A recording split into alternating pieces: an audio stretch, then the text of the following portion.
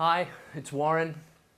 We did some amazing interviews, research, that kind of thing for the series, and we never intended to put these in the show, but they're fascinating, so we thought you might like to see them. Please let us know what you think, and check out our site, whatthefuture.tv.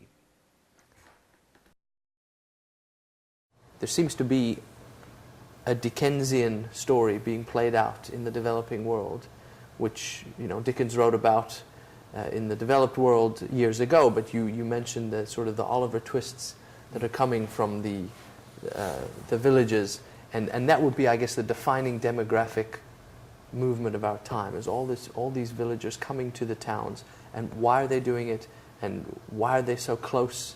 Why do they want to be so close to the towns? Why do they put up with the kind of living conditions that they do?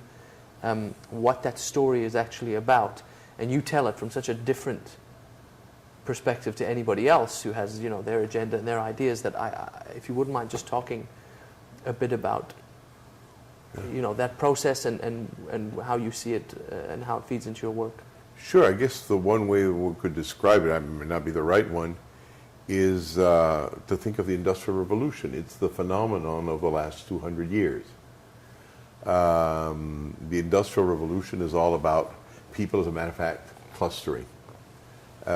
Those who observe it, without probably knowing that it was the Industrial Revolution, from Adam Smith to Marx, basically identify a phenomenon that they call the division of labor, which is that they note that in their time, though they live in different centuries, in their time, there's a lot more prosperity than there ever was before. And the question is, what accounts for it? And they both say, like Durkheim, who sort of puts it together afterwards, it's a division of labor, which is specialization, which, in the case of Adam Smith, it's all about what happens when a pin factory, there's not 2 people there, but there's 11 people, and everybody does their thing. Their bit. And somebody puts a point on the pin, the other one puts a head on the pin, the other one buys the wire, the other one sharpens it, and all that. And he says, well, the result is productivity. And Marx agrees. He says, absolutely, this is what it's all about.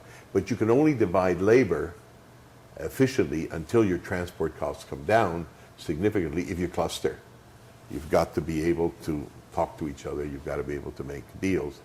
And so the tendency was for people to start clustering together, to the point that, I think now even in the United States, the kind of people working only on farms are about 1%. Yes. And people have clustered in different ways. Probably you don't need to physically cluster as much as when you get the internet and you get Skype, and these things will come. But one way or other, you are clustering and coming together.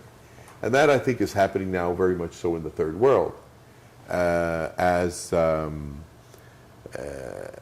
capital starts growing, as the example of the West comes into place, and as poles of attraction start beginning in different parts of Africa and Latin America and all over the world, and cities start to form, among other things, because you're creating local administrations, governments, and all of that. So you've got to service that.